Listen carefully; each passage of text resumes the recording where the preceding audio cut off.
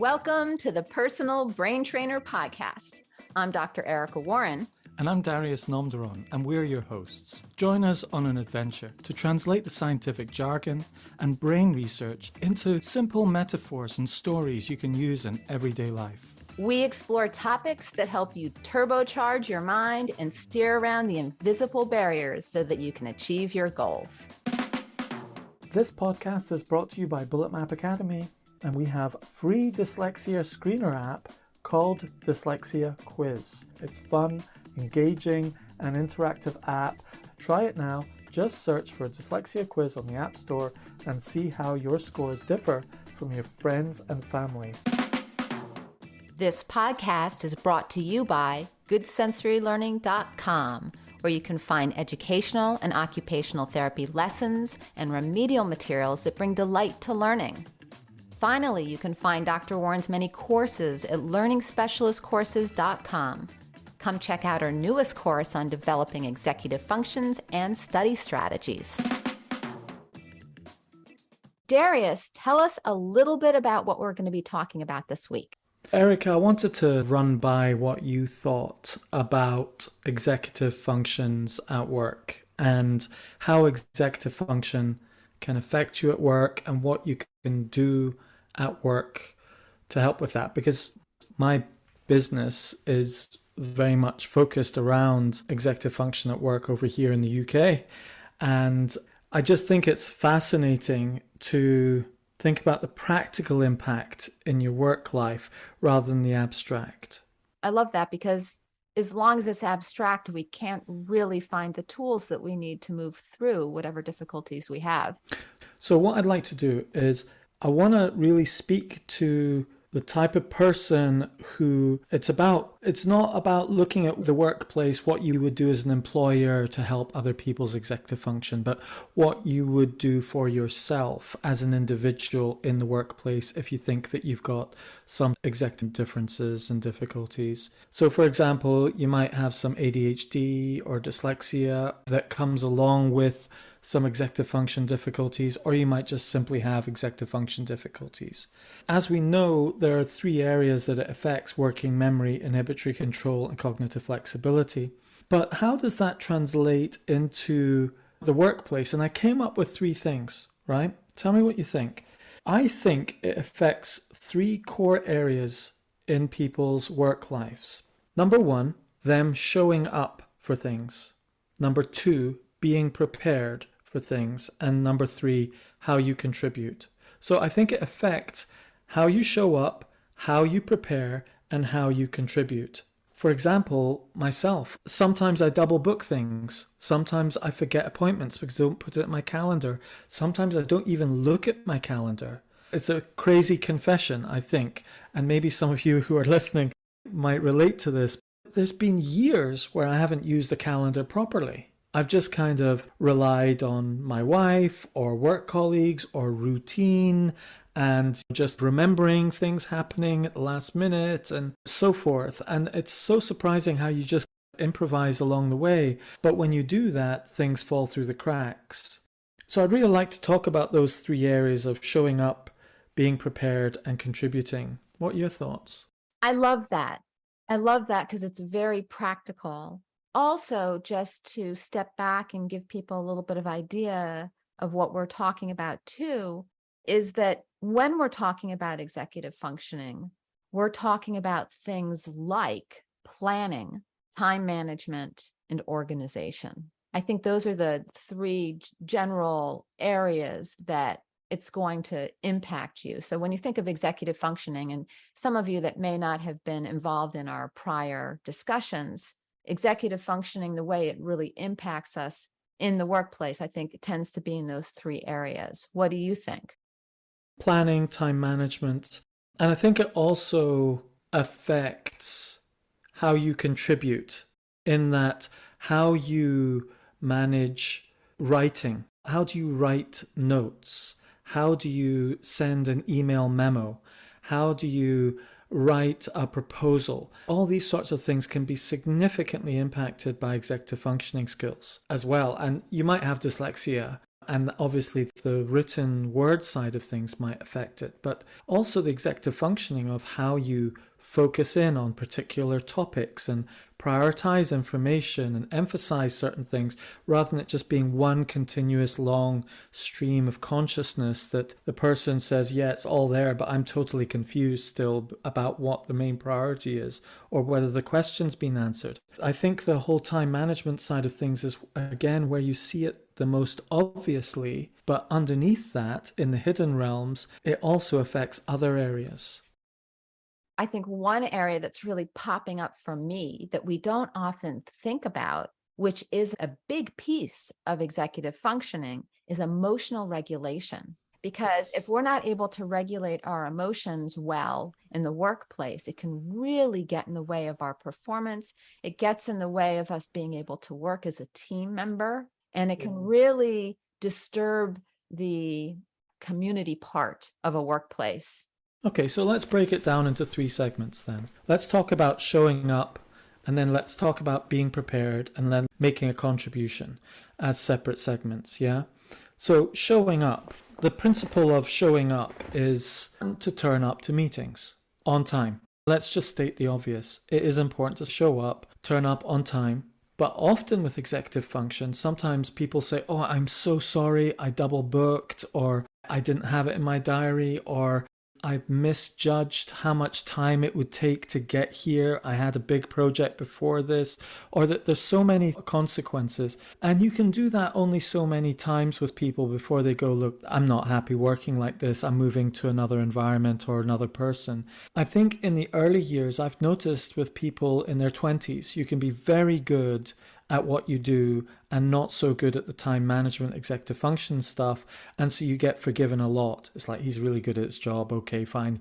He sometimes misses appointments and things like that, but he gets it done eventually. He's a grafter and so on. But then often I've noticed that people get into their sort of 30s and they've got a little bit more responsibility. And they may be in charge of somebody or a team or a larger responsibility. And then the executive function weaknesses really start showing up. And the impact is often on their family life at the weekend because it all gets dragged into the weekend. They're maybe stressed out. Their wife gets pulled into it or the husband gets pulled into it. There's just so many knock-on consequences that you don't always see in the workplace, but you start feeling in the soft areas of your life, which is after work. And work just starts to mushroom into stuff after work. So the answer to showing up fundamentally is to fall in love with your calendar. And that is really a strange thing for me to say because I've had to actually work on enjoying using my calendar. And there's got to be a joy in whatever tool you use. It's like a woodworker. You take joy in the axe that you've got or the chisel or the electric drill or whatever. There's got to be a joy, a pleasure to it so that you keep using it. There's nothing like having a tool that just irritates you and frustrates you and resists you. And a lot of people with executive function difficulties do not like calendars. Right. But I honestly do believe that there's a calendar out there for everybody. There's so many options. There are voice options, there are visual options. There are so many different ways you can sequence, you can see the big picture through webs. It's just amazing to me. And if you don't like one calendar, there are going to be 50 other presentations out there until you find one that you're like, oh my God, this works. This so resonates with me. And it took me a really long time to find my calendar. What did you end up with? What do you use now? Google Calendar. I love Google Calendar now. Yeah. It better. You know what was interesting? I met with one of my clients. I do workplace strategy coaching for people with dyslexia and ADHD in the UK. But one of my clients is a florist and she uses everything Mac. And I love that. But we found a limitation with Mac Calendar. Okay. Mac Calendar will set up one alert on an event. And I'm like, that is not enough for me. I've got a bit of ADHD. So what I do is I set up the calendar event with 2 automatic alerts. I don't even need to think about it. It always alerts me 10 minutes before and 3 minutes before. Because what I found is I often think, oh yeah, I've got a meeting in 10 minutes. I'll go and have a quick break before I do it, a bit of a brain break, and then I can get distracted and miss the meeting. Even though 10 minutes before I was ready for it, not miss it completely, but I might be 5 minutes or 10 minutes late, which is just rude and disrespectful. And so this 3 minute alert is the key one for me. I need that 3 minute alert that's like, oh yeah, I've got to do it right now and not go and do something else and come back. That's so funny because I use 3 alerts. Do you? What are your 3? I think about the situation first, and sometimes I send myself a combination of just an alert that comes up on my computer versus an email. The email ones are much more reliable because sometimes I have my notifications Okay. shut down, right? That's one of my personal problems, is that when I'm in a flow, or like even when we're doing a podcast and it goes over because I'm just in a flow, sometimes I've turned off all my notifications. And so I lose track of time, and that can become an issue. So I have to kind of hit myself from multiple locations. And so, yes, I'll send myself email notifications, I'll send myself visual notifications, and I look at specifically what it is. If it's a really important appointment or event like jury duty, I might give myself a week before, a couple days before, and then 10 minutes before. I also use my Amazon Echo, and I'll give myself 2 reminders that I have a session coming up or something like that, so that even if I'm in an important meeting, that will speak up and I'll be like, "Ooh, I gotta go." Largely for me, because I do use that feature of shutting down technology so that I can focus. I think one of the key return on investments in investing your attention and time into the calendar is having alerts. So it alerts you. There's one thing just having the calendar. So recommendation I would say to folk is be confident that you will show up by having a calendar and looking at it every day. And I'm sorry to state the most obvious, ridiculous statement like that. But sometimes if you're a highly creative individual, you've got some executive function, dyslexia, ADHD, it comes with this fluidity of thought, and often you get lost in what you're doing and you need the calendar to keep you on track. And the wonderful thing about having a calendar also is that you start taking ownership of your own life rather than other people. And this is a bit of a weird one to say maybe, but sometimes if you've got a partner or a boss or whatever, and they go, look, I'll just do it. And then they start putting stuff into your calendar and you start realizing, hold on a minute, I'm showing up and turning up. I've lost control of my own time. Oh, you're going out on Thursday night and doing this, or you're doing this and you're doing that. And you're like, all right, okay, fine. At least I'm getting what I'm meant to be done. But you start to lose empowerment. And having a calendar is really quite empowering, and just the discipline of looking at it at least once a day. And that sounds ridiculous to people who are used to using calendars, but some of you who are listening might be, gosh, I feel really guilty, but I don't actually use a calendar. Start using a calendar, start falling in love with it, and have 2 reasons. Reason number 1, it will remind you and notify you and take away the fear of letting someone down.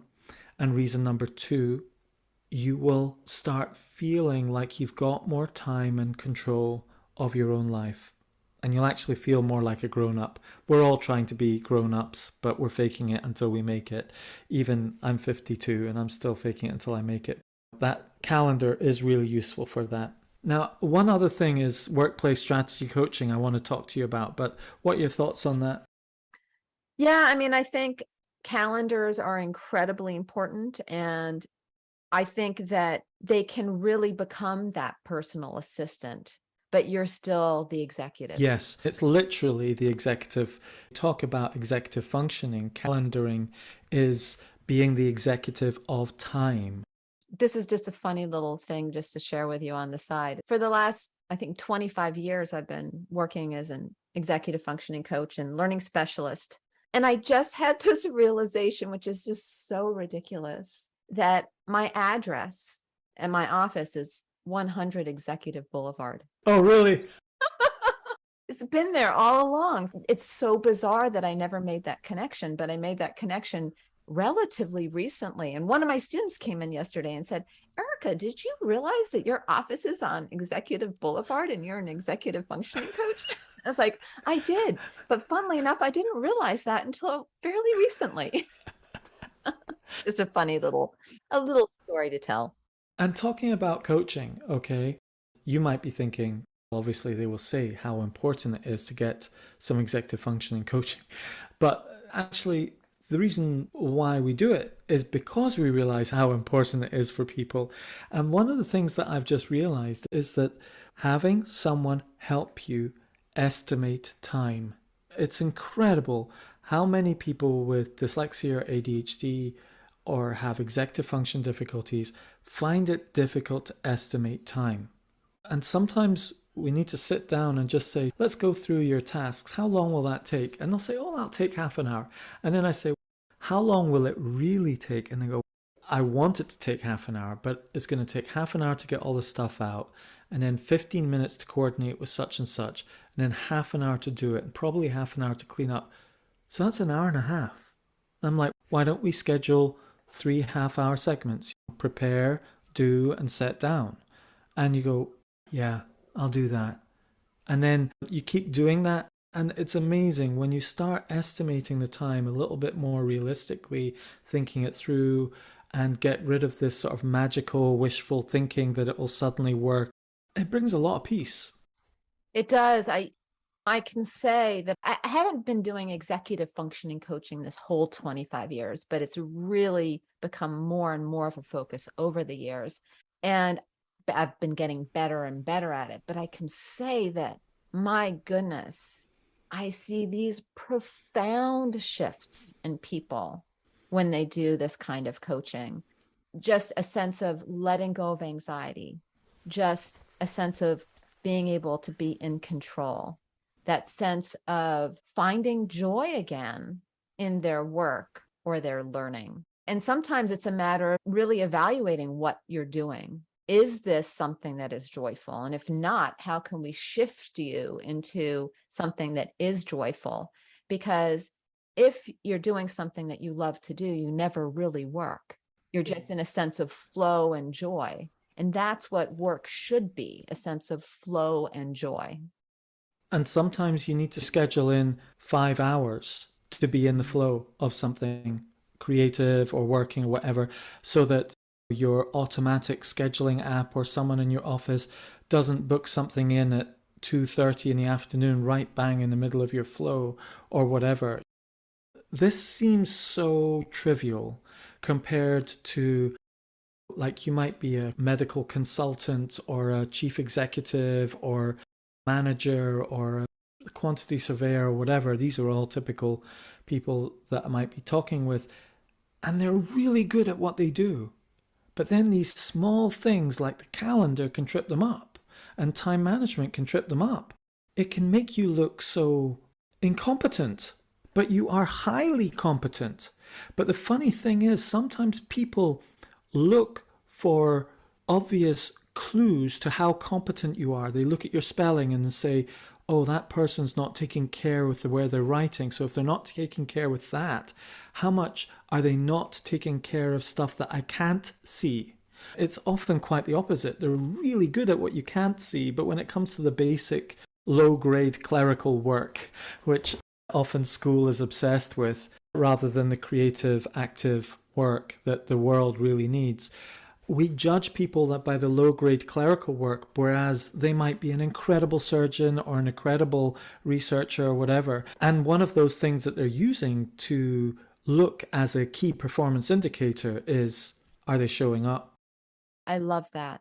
You're right. All of these executive functioning things that we need to do throughout the day really are how people judge us in many ways. Yeah, they're looking at them as key performance indicators.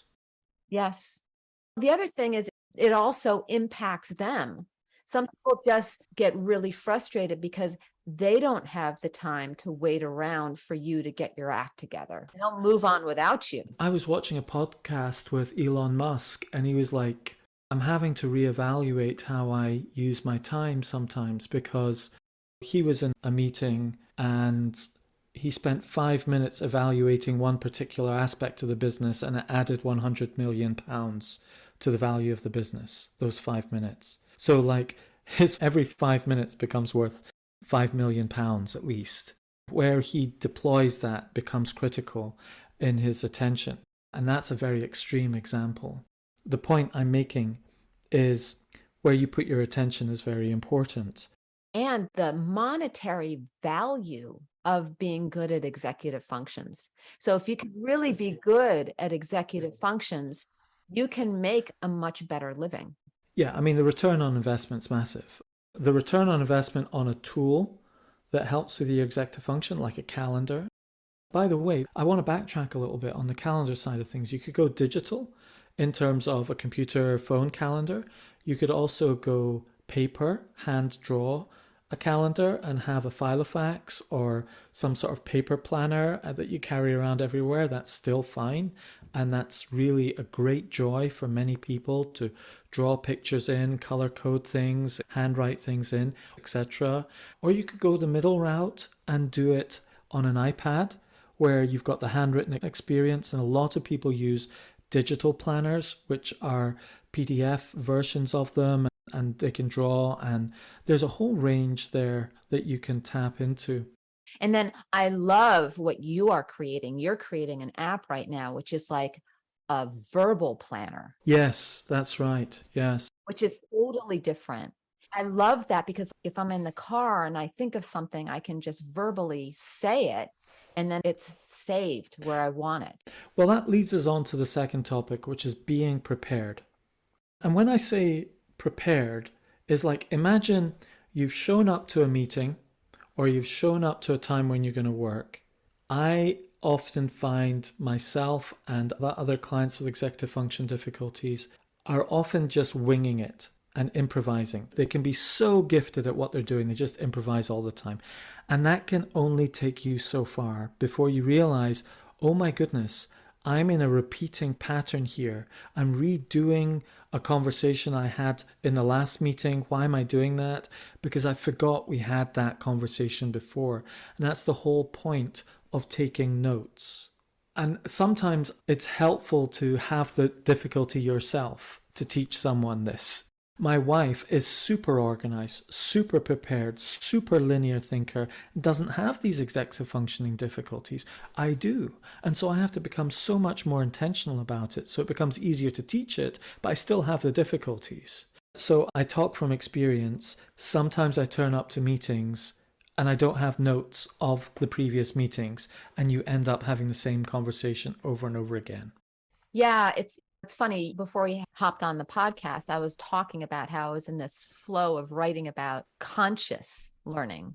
So much of this is, if you want to be the executive of your executive functions, then you want to be conscious.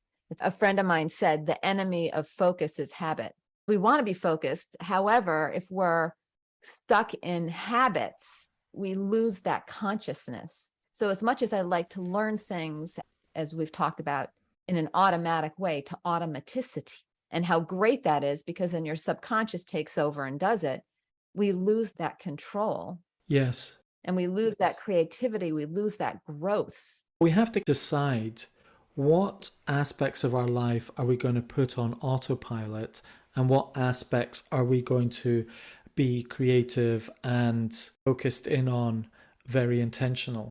And we just have to drop into that conscious space consciously. We almost have to put it in our calendar to have conscious moments, because it's amazing how we can go into autopilot for almost the whole day. And the other thing we've got to do is we've got to consciously place really good things in our subconscious. So one thing I've been doing personally is really trying to create a healthy, conscious practice that I go through every morning that keeps me in a better cognitive space throughout the whole day. So I'm trying to now take things out of my subconscious and replace it with healthier routines and habits. Yeah. Going to the three main areas that we're talking about is showing up, prepared, and contributing. we're talking about being prepared. And I think the key thing with being prepared and executive function skills is taking notes. And again, I'm stating the most obvious thing in the whole world, but taking notes with executive function skills is your best friend. Your calendar is your friend, and taking notes is your friend. You need notes, and whatever way you want to take them, but take notes of what you're doing and don't always rely on your memory. Right. And I would throw in the other piece that's really important is to have those moments of being conscious. Yes. Being conscious and consciously preparing. So you can take mental notes too. Yes. And you can use memory strategies for those mental notes. And you can have auditory notes. Yes. And so that you have this constant feedback to keep you on track. Yeah.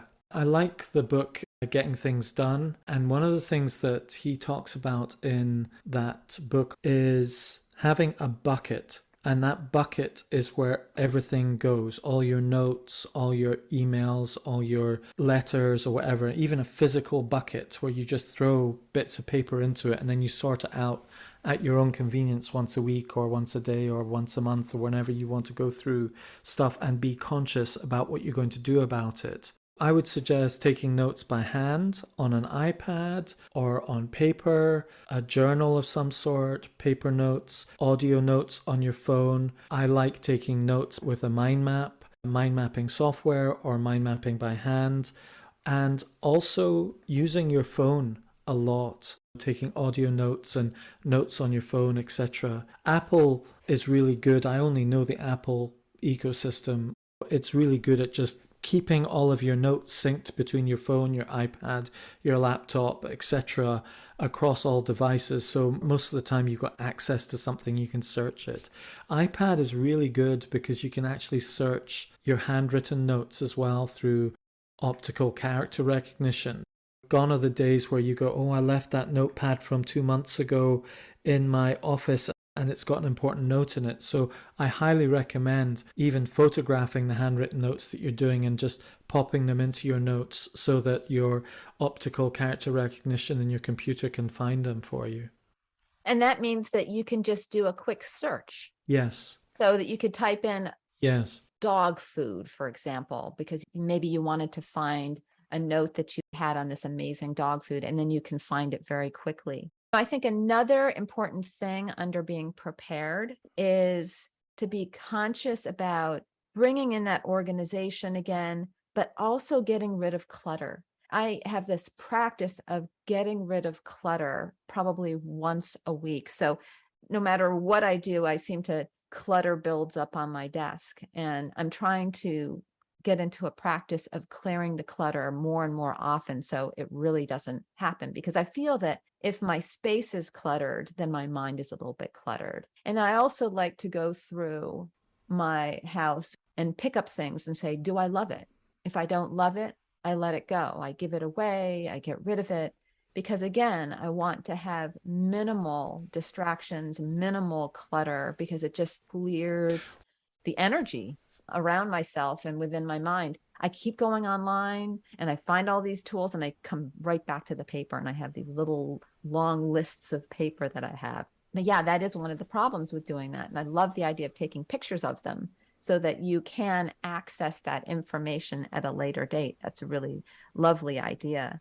But I think it goes back to that handwriting. Or, for example, even if I'm taking notes right now as we're talking, and I don't want to type because I don't want to make the noise. And I know a pen doesn't make any noise, so I can write my ideas down. Anyway, to get back to that whole idea of preparing, the notes is very important, but also just getting yourself in that space. Am I prepared? Bringing in that inner voice and saying, am I prepared? Yeah, this also spills into is research is part of being prepared. Sometimes you need to go and research something before you show up and to be a more effective contributor and find solutions. I've got a friend who has dyslexia but denies it even exists, but it's quite apparent in his own life. We laugh about it all the time. But recently, I know that he has difficulty reading a book. And so what I did was I went through the whole book and I scanned in 50 of the 250 pages of it, and I sent it to him as a PDF with underlined highlights and so on for him what to focus in on. But he wouldn't open it up. He said, just tell me what chapters I've got to dip into. And I'm like, well, I've got it all there in a PDF. And he says, he didn't even want to open up the PDF to find the 3 chapter headings. And he said, oh, I've got that sort of dis something or other or whatever ridiculous thing it is, and I don't like reading and so on. And I said, yes, I do. But I also know that if he was transparent about it, he could have taken an app out, taken that PDF and got it read to him from that text to voice app that anyone can download and use. So if you know the right technology that helps you be prepared for a meeting, you don't need to read it. You can get it read out to you and you go, all right, I'm prepared. When I show up, I'm prepared. It's so helpful. Sometimes people resist the label of dyslexia or ADHD or executive function because they think, what's the point? I'm just a bit different. We all think differently, but sometimes those differences can get in the way and become a difficulty, and sometimes that difficulty can become a disability and lock you out of accessing some possibility within a meeting or a relationship because you're not prepared. It is really such a joy turning up to a meeting, and sometimes if you've got executive function difficulties, you can be so used to just showing up and improvising all the time that it can be quite exhausting. Yeah, you're right. And there are these people that maybe have learning disabilities or difficulties that really make it difficult to read, but you always have the option of audiobooks. You have the option of YouTube. YouTube is an incredible resource. There are those people that create book summaries that are animated. You can get these resources in so many different ways. Really working with somebody that can help you find these other ways of processing, really important, so that we can find the tools for you, because that's what it comes down to, is not everybody needs the same tools. There are going to be people that say, no, taking notes doesn't work for me. And if that's the case, okay, then what does? Finding your tools is what's most important. Absolutely, I agree. And we've been talking about tech and training all the way along in this conversation and through our podcast. The importance of the partnership between the two. Sometimes you need a bit of technology and then you need to learn how to use it. And sometimes you can do that yourself, and sometimes it's helpful to have someone else to come along and say, did you realize this can do that? And they go, oh, I didn't realize that. Thank you very much. Oh, we are always turning each other on to different tools.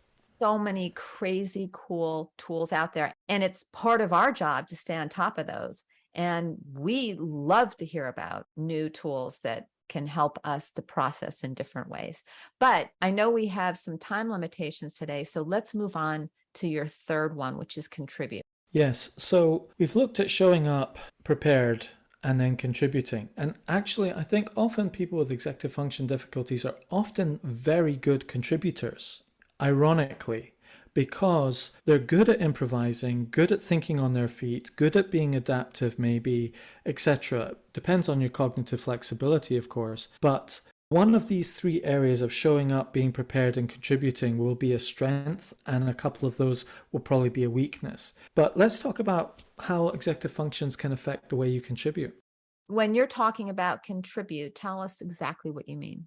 Okay, so you're in a meeting and you want to contribute something valuable to the meeting. Or after a meeting and you've decided something and you need to write a proposal or do some talking points or do some minutes or a report or a summary. Or then maybe you need to get to the point where you actually need to get stuff done. You need to project manage something. You need to have some task management sides of things. You need to set some goals, targets, milestones, and things like that. Those are all part of starting to contribute. And I think part of contribute is also expressing your ideas. But another, which is the opposite idea of contributing, is being a good listener. Contributing by creating a space.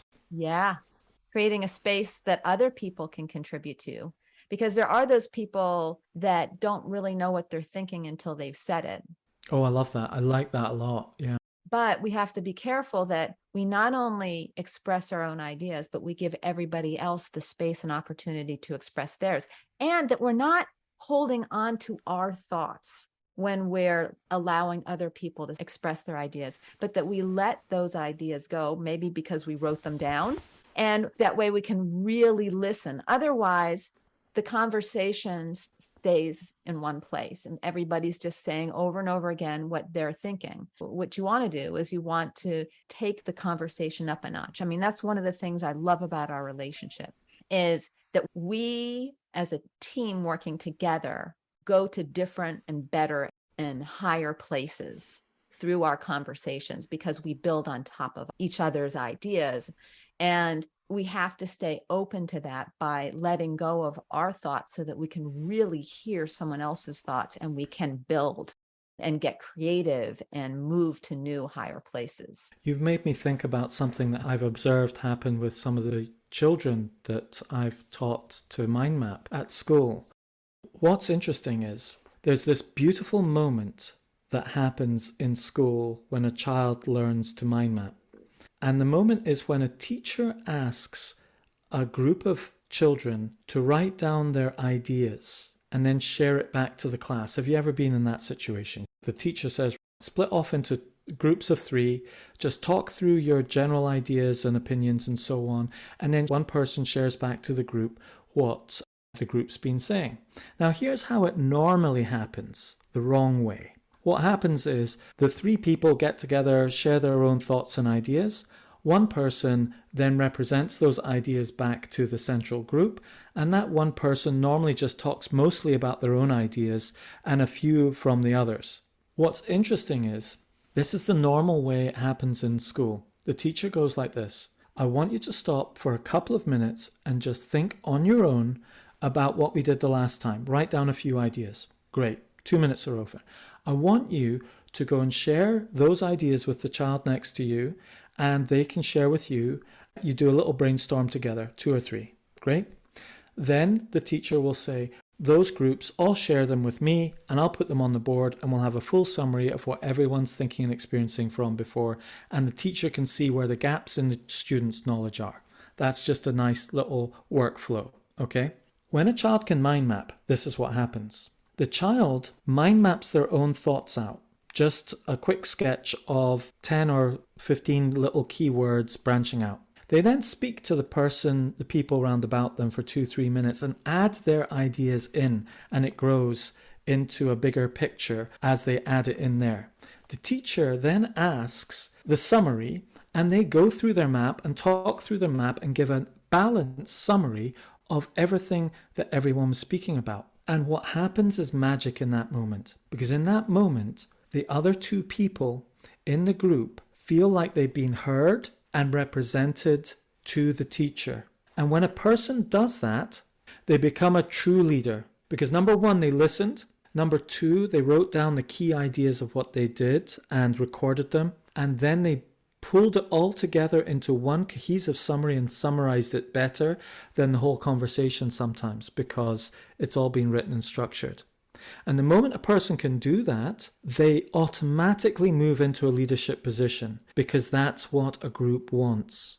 Isn't that interesting? It is. Can we change contribute to contribute and collaborate? Maybe we should just change it to collaborate. Ooh, yeah.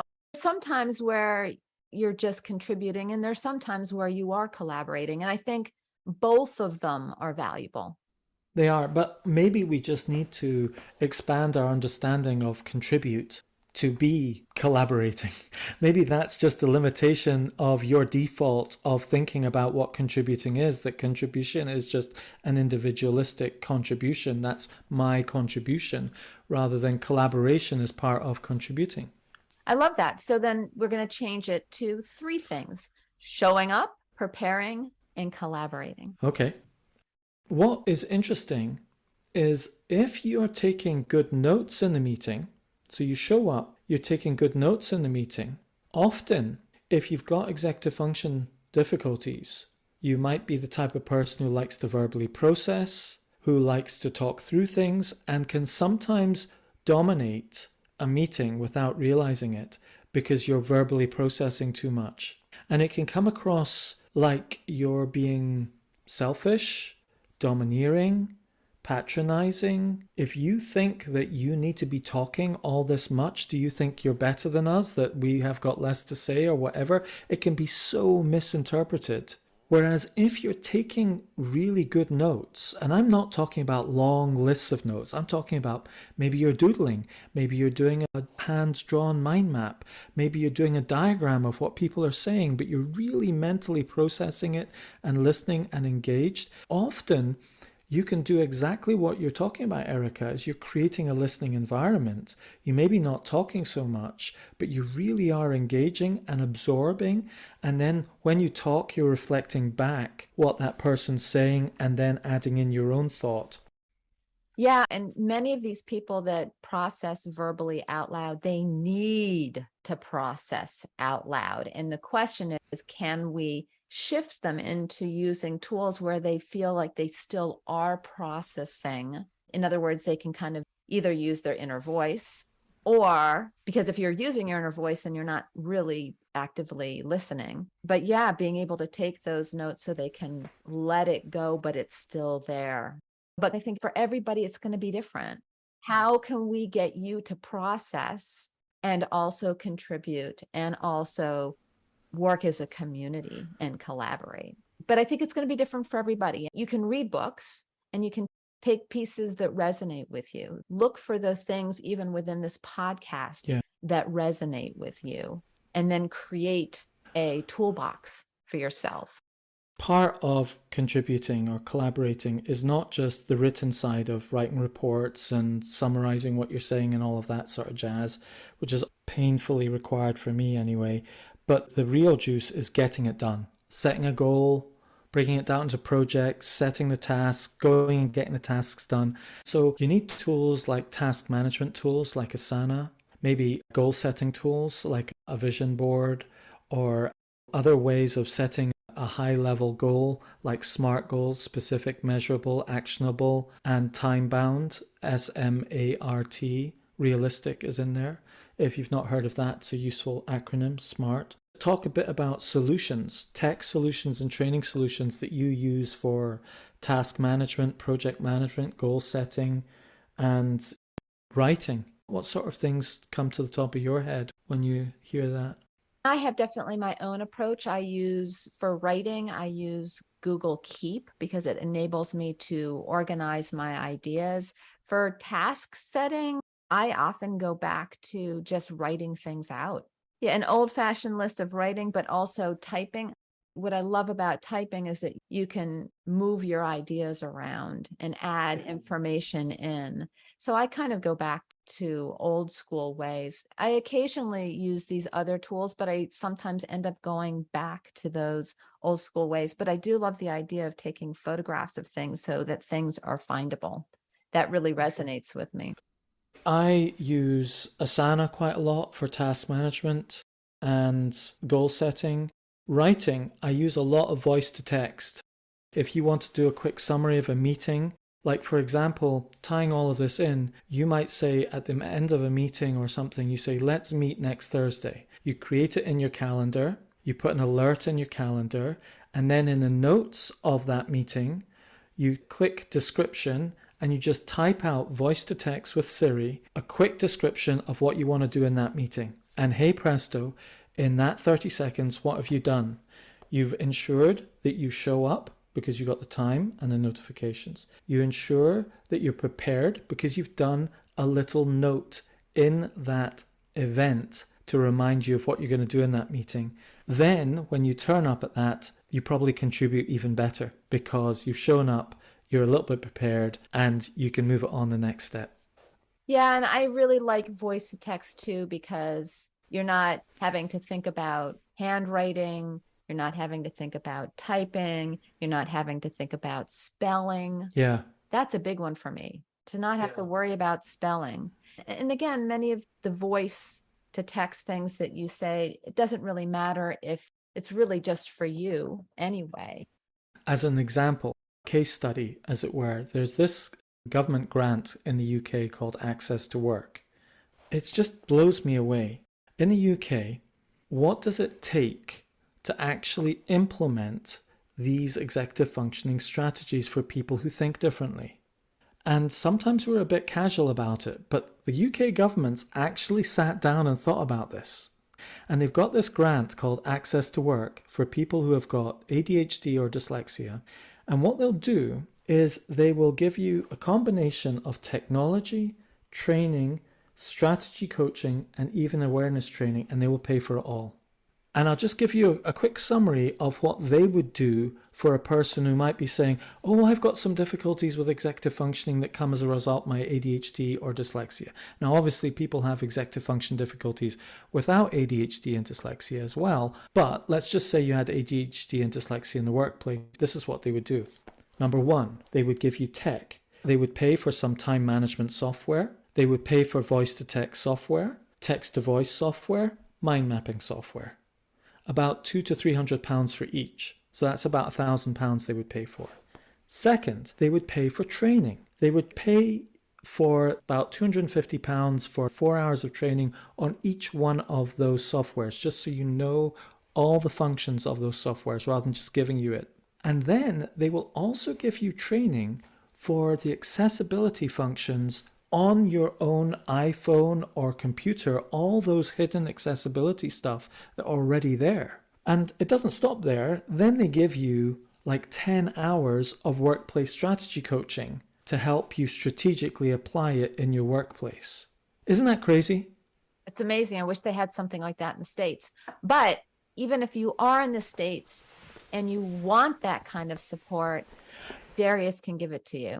Yeah, I can, and others can do it as well. And I'm not trying to, this is not a pitch for me at all. But what I really want people to get from this is it's important that you replicate something like that for yourself. Okay, it's great that the government does that for some people and you go through the process of grants, etc. But it's important that you find the technology that you need, get the training that you need, and some strategy coaching. It's really helpful.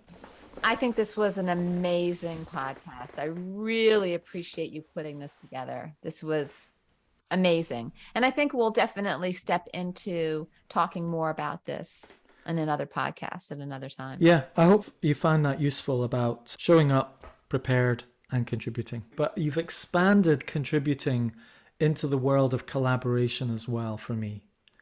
Erica, it's been fantastic. Until next week. Thank you, Darius. This was beautiful. And thank you for organizing such a beautiful discussion.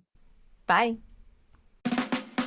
Thank you for joining our conversation here at the Personal Brain Trainer Podcast. This is Dr. Erica Warren. And this is Darius Namdaran. You can check out our show notes for links to resources mentioned in the podcast. And please leave us a review and share us on social media. Just take a screenshot and post it up on your social. And until next time, see ya.